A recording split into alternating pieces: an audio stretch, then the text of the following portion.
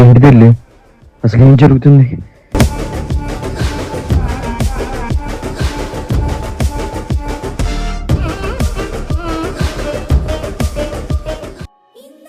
అరే, ఏదో తప్పు జరుగుతుందిరా. అన్ని అపశకునాలే జరుగుతున్నాయి. రేపు నుంచి ఇక్కడికి రావద్దురా. అరే, మనం ఏం తప్పు చేయలేదురా.